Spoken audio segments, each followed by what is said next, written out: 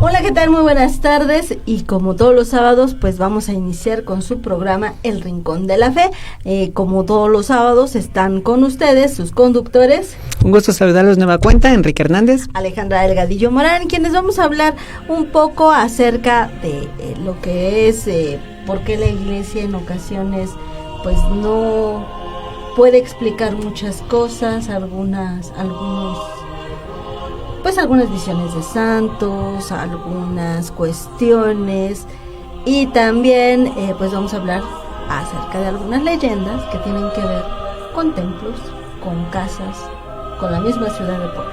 Así es, estaremos comentando justamente lo que la fe no puede llegar a explicar, sucesos paranormales, cosas extrañas, cosas que tal vez en algún momento de la historia eran imposibles de creer y ahorita resulta que sí es posible de creer, y que inclusive ya son leyes de la ciencia, o que inclusive la física ha podido explicar, ¿no?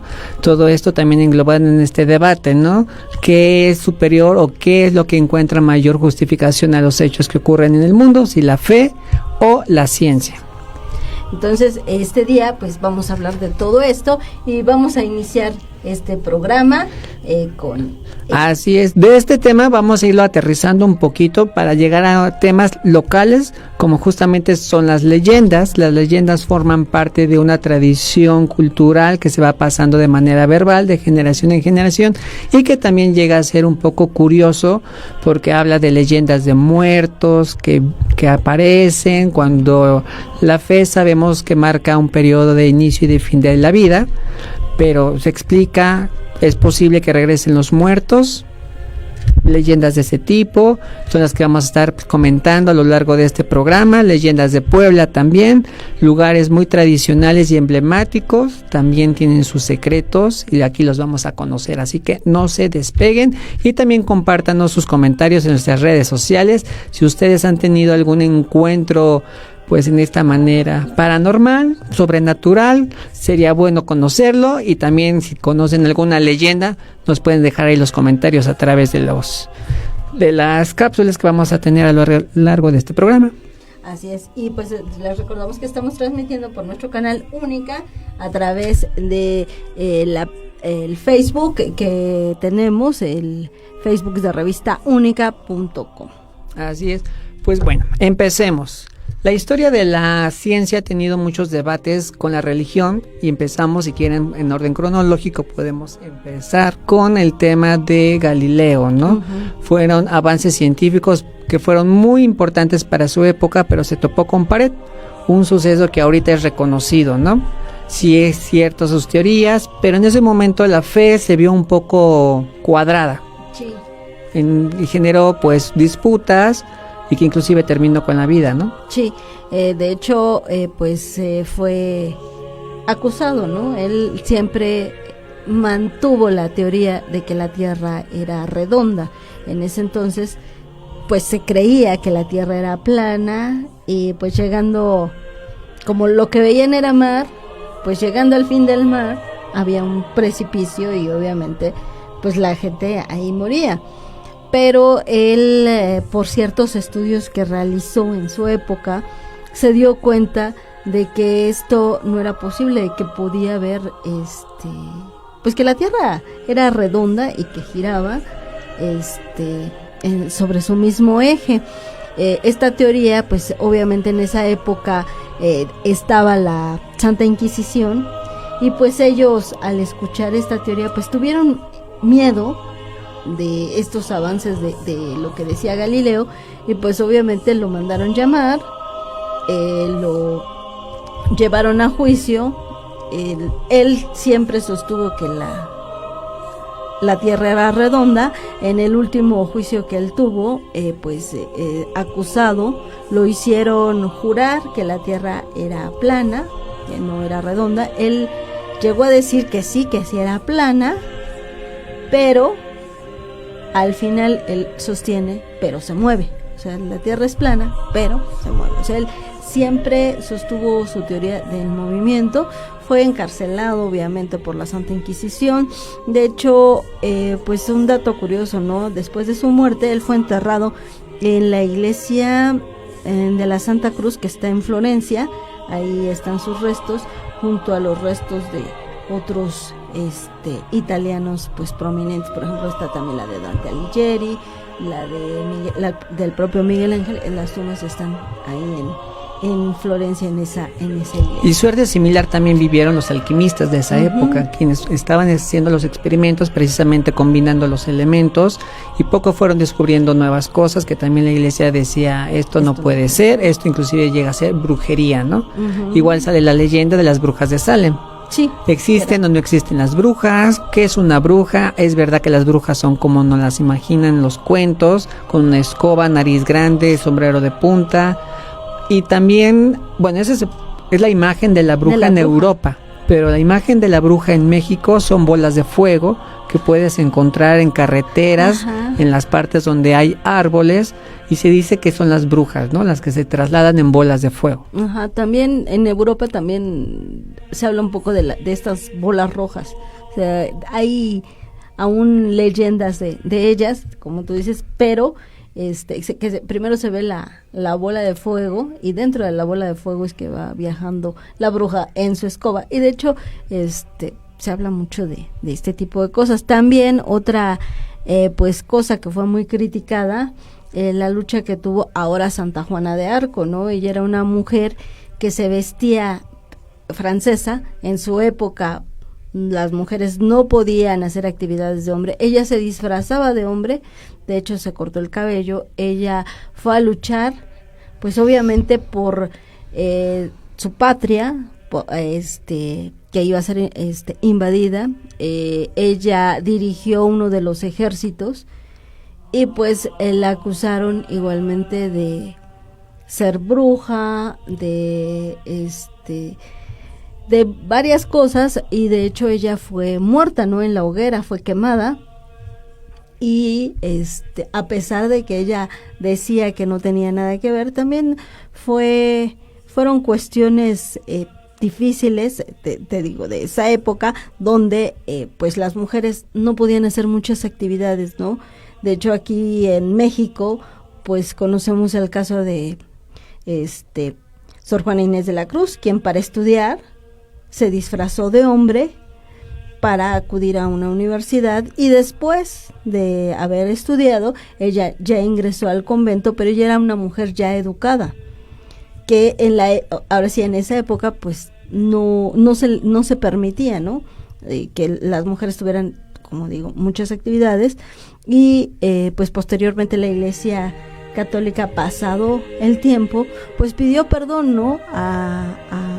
a estas personas, tanto por lo ocurrido con Galileo Galilei y también con Juana de Arco, que primero pues fue muerta, después pues la convirtieron en santa, ¿no? Por todo el proceso que llevó y todo la vida que llevó, el ejemplo que dio, y también que se pudieron comprobar los milagros que la Iglesia pues te pide, ¿no? Que bajo su intercesión pues personas sanaron, y entonces pues llegó a los altares, ¿no? Y ahora es Santa Juana de Arco, que no, bueno, en esa época nunca se hubiera imaginado que una mujer como ella hubiera llegado al altar, ¿no? Y casos de santos como estos pues son muchos, ¿no? Que tú dices, muchas, por ejemplo, muchas mujeres, sobre todo europeas, llegaron a un convento porque en los conventos era el único lugar donde había educación. Entonces en el convento se educaron, las enseñaron a escribir, a leer, y por eso muchas mujeres, sobre todo europeas, llegaron a los conventos a ser educadas, y pues de ahí surgieron poetisas, surgieron gente, mujeres que eran de avanzada para su época, ¿no?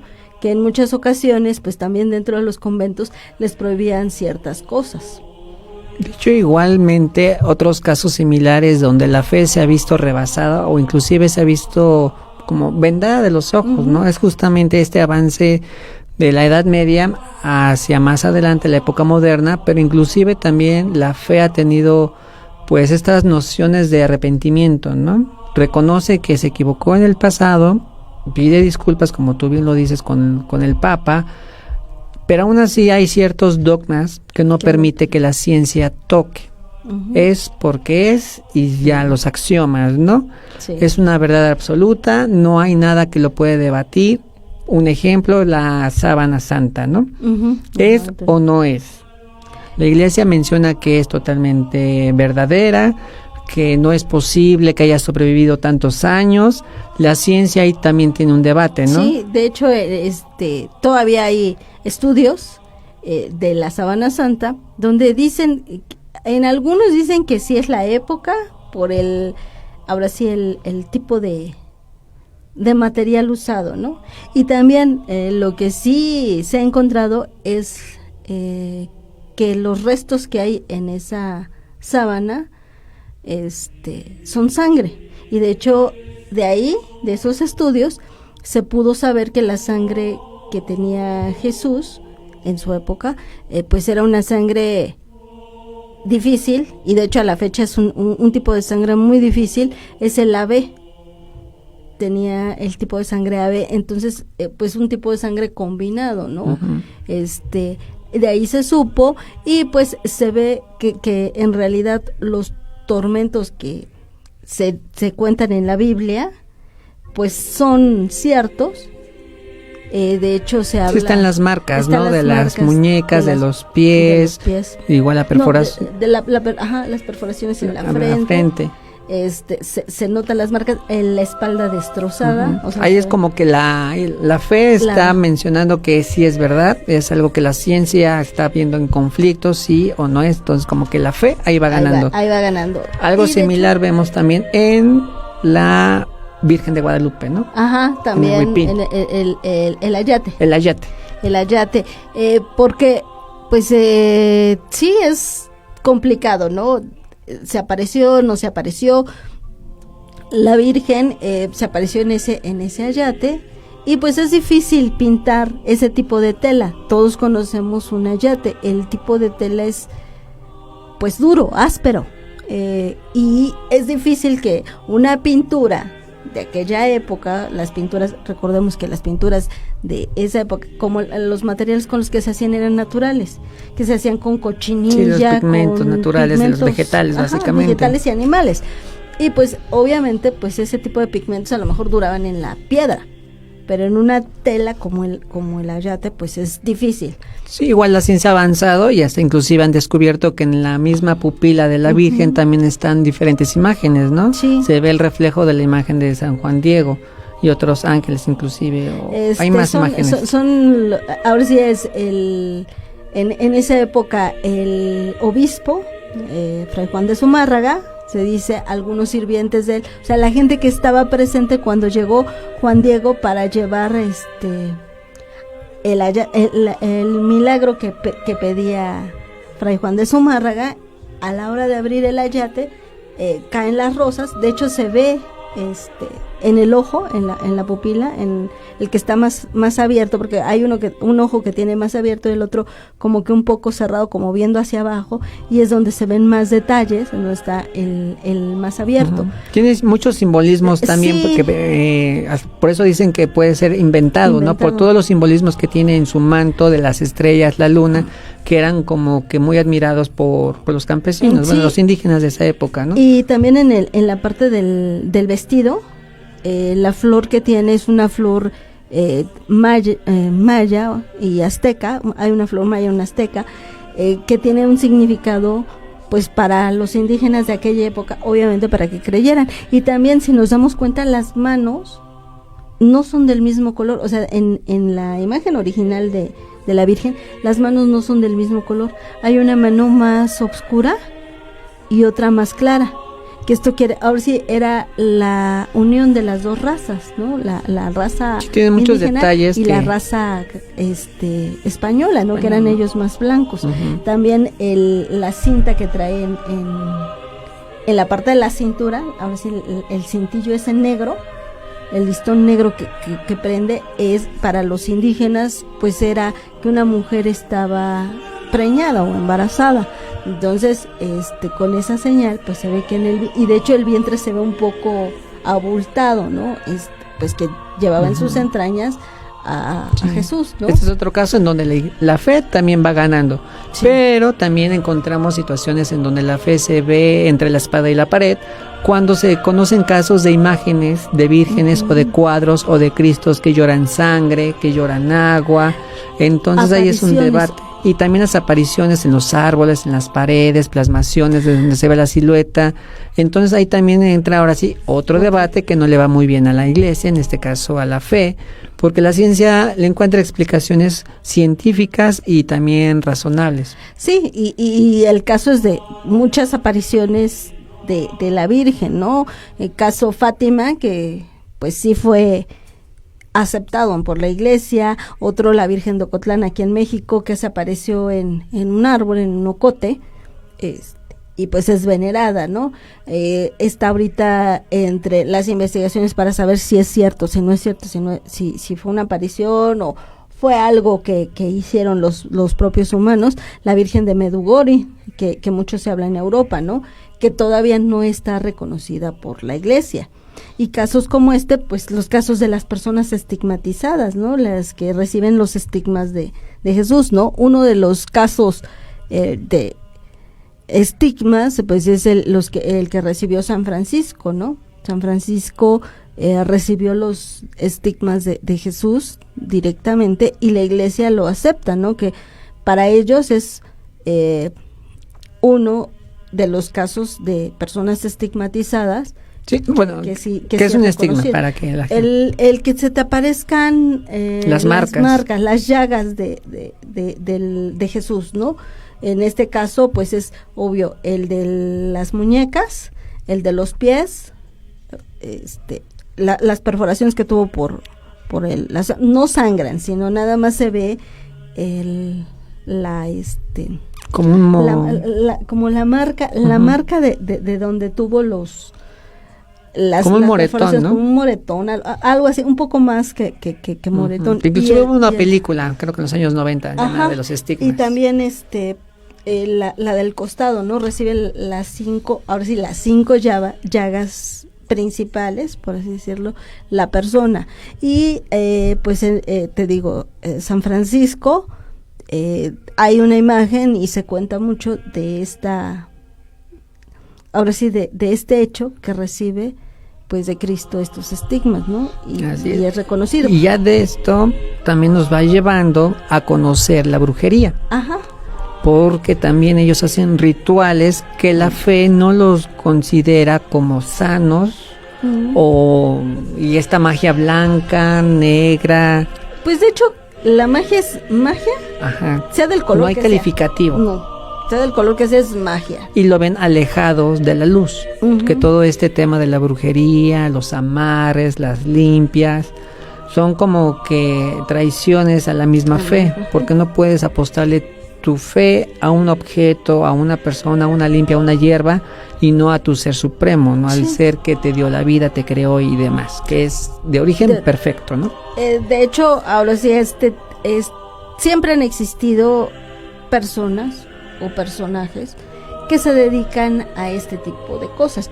En México, pues fueron muy conocidos, o sea, desde la época de los aztecas fueron conocidos los chamanes y los sacerdotes, ¿no? Obviamente quienes hacían este tipo de rituales para hacer curaciones. Que en esa época, pues recordemos, no había médicos, no había, bueno, ellos creían en un dios que eran en dioses, que eran fuerzas deidades de la naturaleza, deidades, ¿no? Deidades, y tenían varias deidades, no solamente un solo Dios. Por eso cuando llega la fe católica, de hecho, pues había sacrificios, y los sacrificios en ocasiones eran humanos. Por ejemplo, vamos a hablar sobre los aztecas, ¿no? Que ellos acostumbraban después de capturar a sus prisioneros, ellos a los prisioneros hacían una fiesta, un ritual, los mataban, les sacaban la sangre, les sacaban el corazón, y las partes del cuerpo las repartían entre los mismos guerreros aztecas para que comieran esas partes, y para ellos era algo muy natural.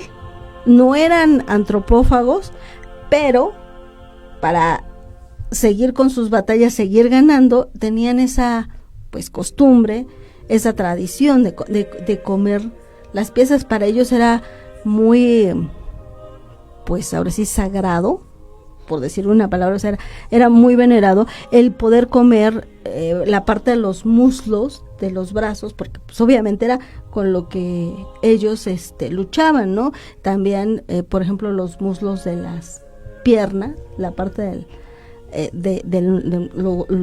era pues importante, ¿no? Que les tocara esa parte. Obvio, no a todos les iba a tocar porque pues eran cuestiones diferentes. A lo mejor nosotros decíamos, ay no, qué feo, ¿no? Ellos lo acostumbraban y era algo para nosotros es algo difícil, ¿no? Que lo podamos digerir. Cada cultura tiene su propio método, inclusive, ¿no? Y se ve reflejado tanto en las culturas mesoamericanas como en la egipcia, donde también hacían tipo de rituales, y vamos viendo que inclusive pues todas estas culturas antiguas tienen algo en común. Todos creían en algo y explicaban todo lo que pasaba a su alrededor y se lo adjudicaban a alguien superior. Vemos aquí el dios de la lluvia, el dios del sol, el dios del viento, el dios de la muerte, el dios de la vida, la fertilidad. Y en otras culturas también vemos que tenían esas mismas deidades, ¿no? Sí, con nombres diferentes, pero pues obviamente pero todos tienen esa similitud, todos, ¿no? Tienen la similitud. Y de hecho, por ejemplo, lo que es su forma de explicar a sus muertos o el otro mundo, el trascender después de morir, todos hablan de un lugar donde van los muertos, ¿no? Todos te hablan de ese cruce que hay entre la vida y la muerte, el río, ¿no? Por ejemplo, los egipcios hablan del río de la muerte, que tienes que cruzarlo en una balsa, y hay un dios, el dios perro, es el que te acompaña a cruzarlo. Aquí en México también cruzas un río. O sea, hay una leyenda que tú cruzas el río para llegar a Mictlán, que es el lugar de los muertos, y también te acompaña un perro. Un perro. O sea, muchas similitudes, pero lo chistoso es que, bueno, no chistoso, lo curioso es que la fe te plantea algo más después de la vida, cosa que la ciencia no da. Dice, separan tus funciones biológicas, se te detiene el corazón, pasa el proceso de descomposición del cuerpo, y ahí queda, no hay más. Pero ahora hay otro elemento de la ciencia, que es la metafísica, donde dice que como somos energía, nos seguimos transformando, simplemente que en otro ser. O como en las teorías de que ya estamos muertos, pero seguimos vivos en otra dimensión. Sí. En la cuarta, quinta, sexta dimensión, ahí seguimos vivos, ¿no? O sea, la ciencia también ya está buscando más allá de la vida, buscando qué pasa más allá de la muerte. Sí, de hecho ha habido ya estudios donde pues tratan de explicar la separación del cuerpo y el alma. Han querido ver al alma, han querido ver pues esta situación, ¿no? ¿Dónde va? ¿Cómo es el alma? Que inclusive hay videos que podemos encontrar así en YouTube, donde se ve que ya está la persona fallecida, y se ve cómo algo se desprende del mismo cuerpo, ¿no? Sí. Pueden ser algunos videos alterados, algunos pueden ser ciertos, pero la dinámica es esa. La mayoría de la gente creemos de que llega un momento en el que se separa tu alma. De hecho, algunos médicos comentan que pues les ha tocado estar en el momento del fallecimiento de la persona, y momentos después, o sea, hay que ya tu cuerpo está inerte, sí les ha tocado pues ver esta situación de que algo sale, algo se desprende del cuerpo de la persona.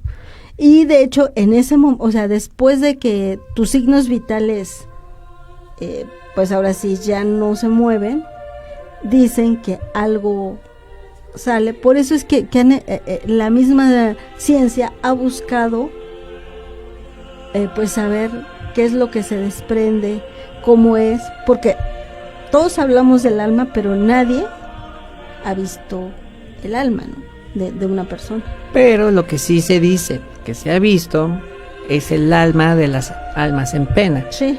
Del famoso me está visitando la niña, que fue ese ruido, ¿no? Ajá. ¿Es verdad o no es verdad? ¿Existen o no los fantasmas? ¿Se les permite regresar? Que inclusive la tradición en México del Día de los Muertos, que inclusive menciona eso, se les da un permiso para que puedan regresar con sus familias.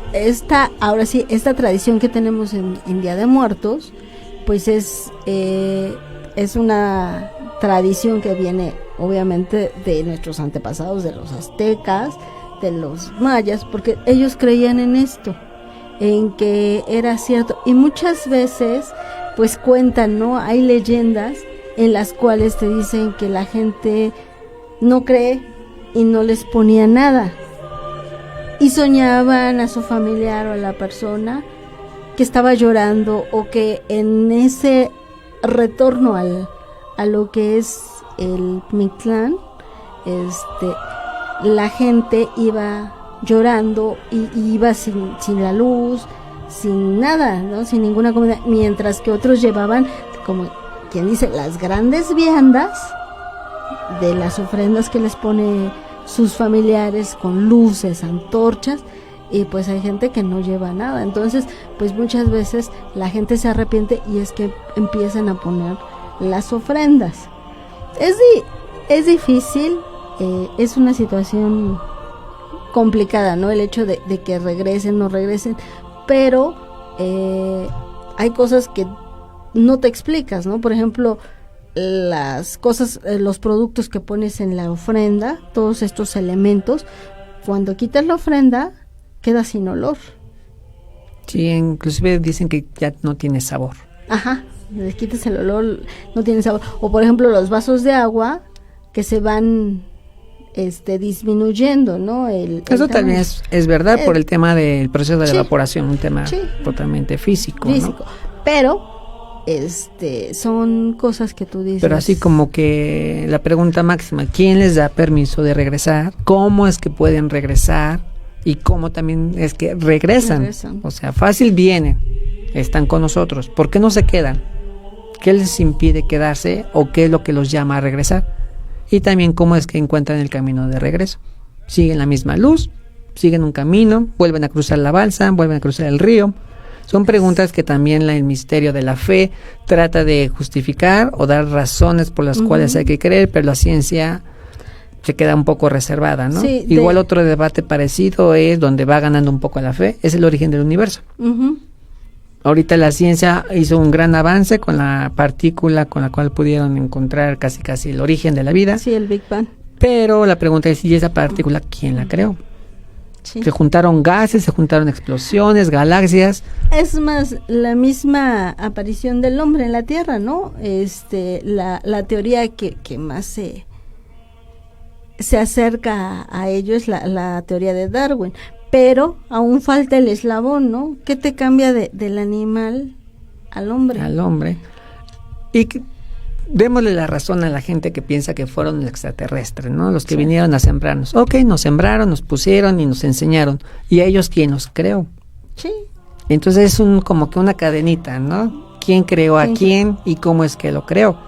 Entonces ahí la ciencia, pues ya se topa con pared. Sí. Y la fe tiene argumentos por demás. Porque de hecho habla ahora sí, del Dios creador, ¿no? El que empieza a crear, o sea, él fue el que dijo, se va a crear el mundo, y en 7 días lo creó, o sea, y se va, ahora sí, en la Biblia tú vas leyendo cómo día con día el mundo va naciendo, ¿no?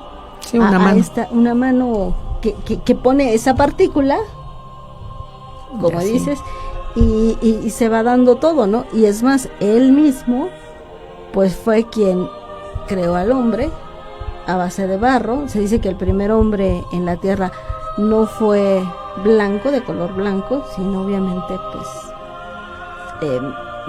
moreno o negro. Obviamente el barro, pues ¿de qué color es? Café, es cobrizo, ¿no? Entonces por eso es que ahora sí la iglesia ahí es donde va ganando en esta teoría, ¿no? Que él creó primero al hombre y después a la mujer pues se le creó de la costilla del hombre, ¿no? Y fueron dos. De hecho, en las pinturas, hay algunas pinturas que dicen que por qué Adán y Eva tienen ombligo. Los creó Dios, y pues obviamente no tenían ombligo, porque el ombligo es la parte que nos une a nuestra mamá, ¿no? Cuando nacemos.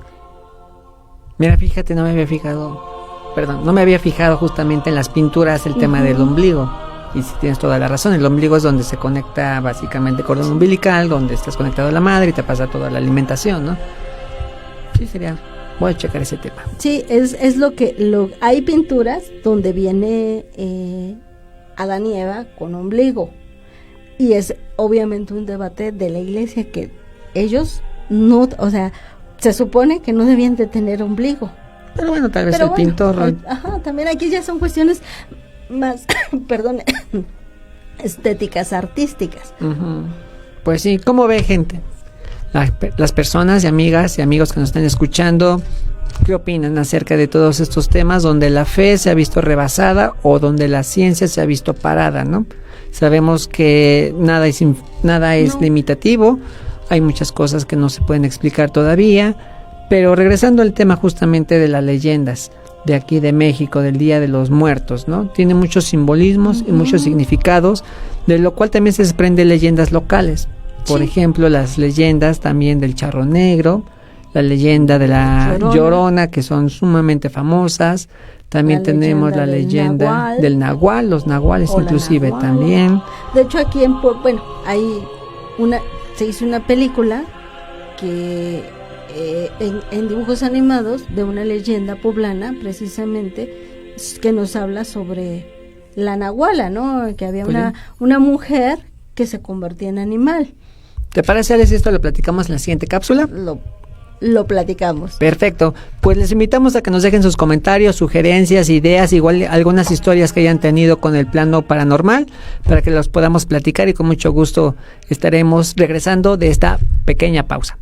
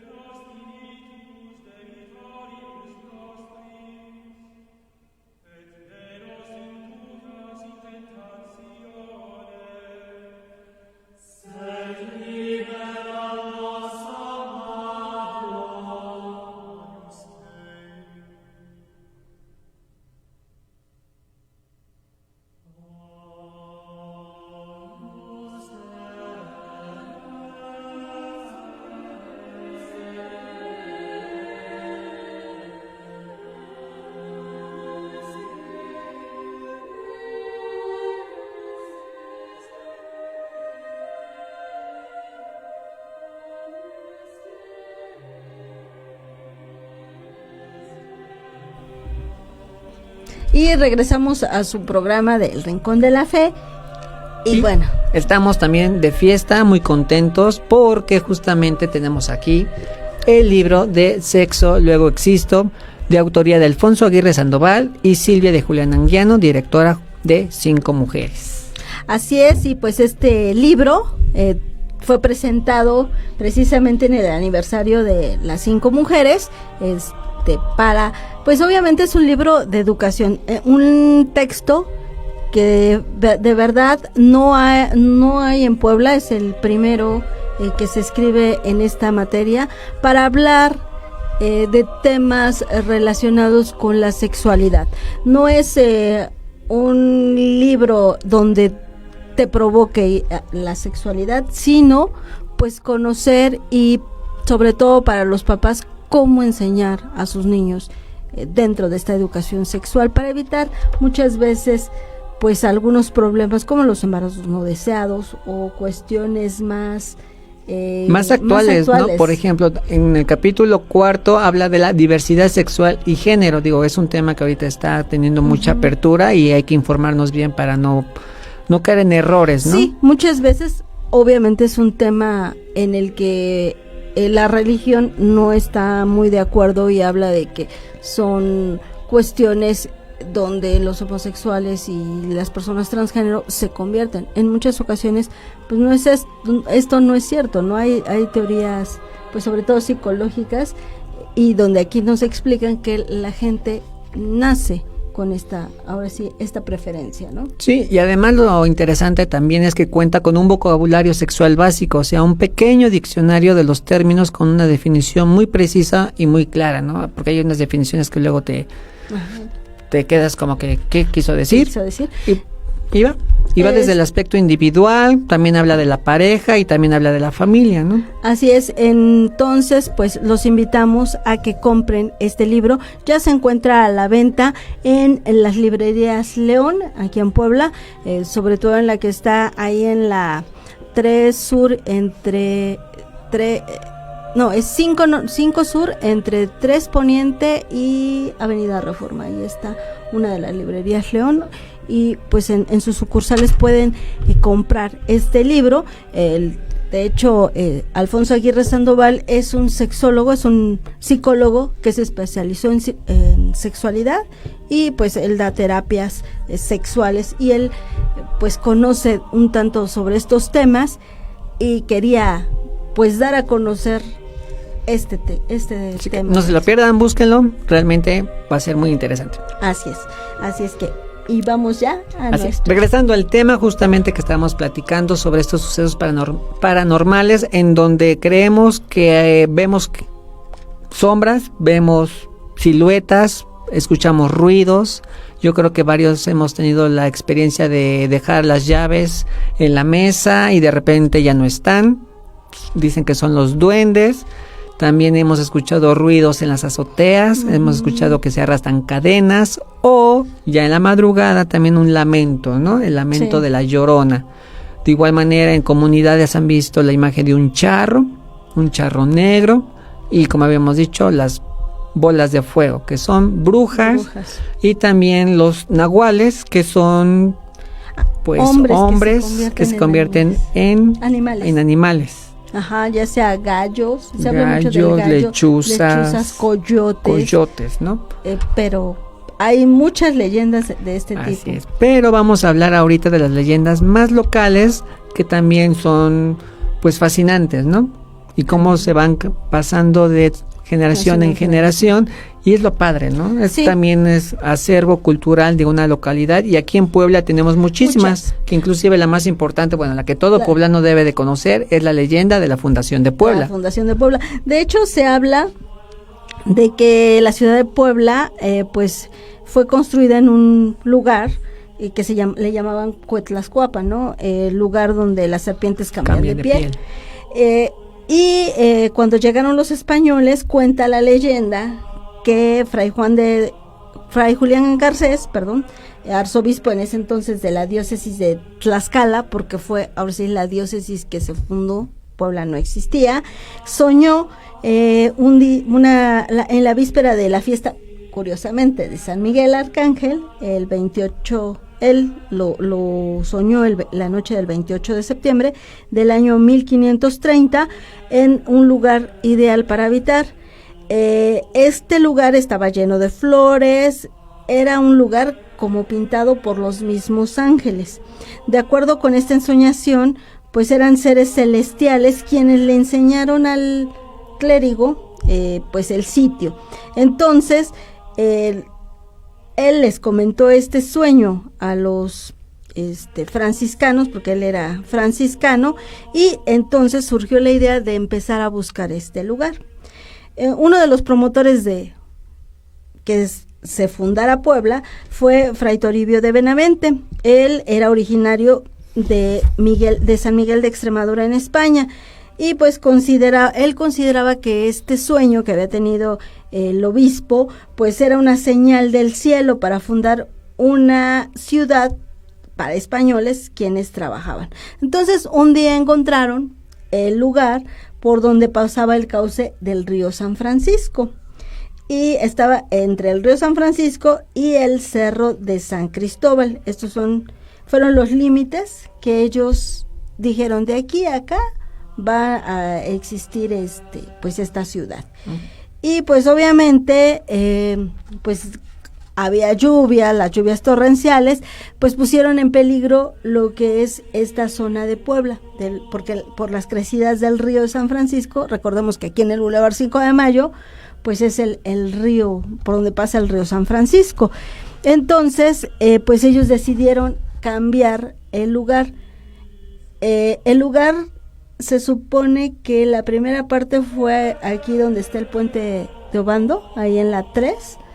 En esa zona fue donde Puebla empezó.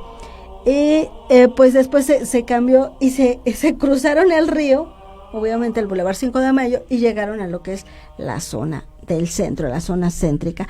Entonces se dice que la primera misa pues la oficiaron en una ermita ahí cerca de la zona de la Cruz, y pues obviamente Puebla pues fue una zona comercial y para descanso de los españoles.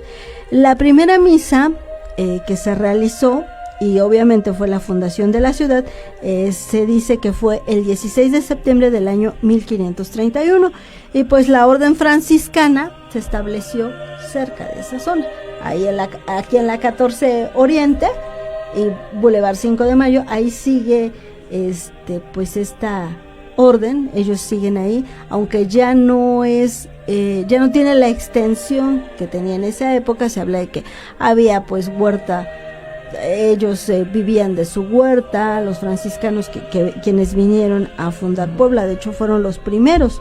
Y esta leyenda la vemos plasmada en el escudo de Puebla, ¿no? Podemos ver ahí los pilares que reflejan la catedral o palacio, acompañado de 2 ángeles, reforzando la leyenda de que Puebla fue trazada por ángeles, ¿no? La ciudad de los ángeles, que también por eso deriva su nombre, ¿no? Sí, Puebla de los Ángeles. De hecho, pues la corona española le otorgó a Puebla el 20 de marzo de 1532 el título de Ciudad de Puebla de Los Ángeles, y el rey Carlos V le concede su escudo de armas, que recordemos que el escudo pues trae las letras mayúsculas, la K y la V, que es Carlos V, ¿no? El rey que estaba en aquella época.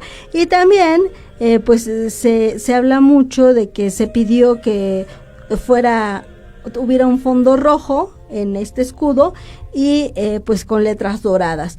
Recordemos, esto viene porque en el Salmo 91, en el versículo 11, dice: Dios mandó a sus ángeles que le custodiasen en todos sus caminos. De hecho es lo que dice todo el perímetro del escudo, ¿no? Ajá. Y eso también refuerza, por eso, la protección de San Miguel. Sí. Por eso también San Miguel está en la fuente del Zócalo, que antes estaba en el Paseo Bravo, y eso también nos remite a la construcción más emblemática de Puebla, que es la catedral. Que se dice, así me lo contaron, de que la catedral de Puebla originalmente estaba pensada para la Ciudad de México, pero algo pasó y la construyeron acá. De hecho, dicen que fueron 3 las catedrales que construyó el mismo arquitecto, y eran la de Morelia, la de Puebla y la de la Ciudad de México, y que como tú dices, algo ocurrió, y de hecho la de Morelia no es la que se iba a construir ahí, sino es me parece que la de Morelia es la que iba a estar aquí, la de la Ciudad de México es la de Morelia, y la de Puebla es la que tenía que estar en la Ciudad de México. Y justamente esta catedral en sus campanas también tiene su leyenda, que es la leyenda de la campana María. Sí, de la campana mayor, que pues obviamente fue construida posteriormente del edificio de la catedral. Las torres se hicieron después. En el año 1575 el arquitecto Francisco Becerra pues fue quien construyó la catedral, y en el año de 1649 pues es cuando empiezan a construir lo que son las torres de catedral. Entonces, pues obviamente no se quería pues poner las torres anteriores, las campanas anteriores que tenía el templo, sino pues obviamente se tenía que hacer unas nuevas campanas. Entonces, en el año de 1678 inició la construcción de la Torre Norte, la cual fue terminada. Lo que se hizo con las campanas anteriores fue fundirlas y formar una campana. Lo sorprendente de todo esto es que esta campana fue realmente grande, porque obviamente al fundir las campanas que había, pues resultó que esta campana tiene un peso de 9 toneladas. Entonces, pues sí fue grande, sí, para la época realmente muy difícil hacer eso. Se les dificultó la colocación de esta campana mayor en el campanario, sobre todo por la altura. La altura de las torres pues es de 73 metros. Entonces, pues se cuenta que una noche los constructores se fueron a dormir y el guardia, y cuenta él que tuvo un sueño, que llegaron 2 ángeles y los 2 ángeles subieron la campana. Al día siguiente la campana ya estaba arriba. Y él contó esto, y pues por eso es que los ángeles son los que custodian la catedral. Afuera de la catedral, lo que es en la parte del atrio, en la reja, vemos ángeles, ¿no?, que están ahí custodiando, pues, y decidieron ponerle María, porque obviamente, pues, María es quien saluda a estos ángeles, y de hecho se acostumbraba antes tocar las campanas, incluso la María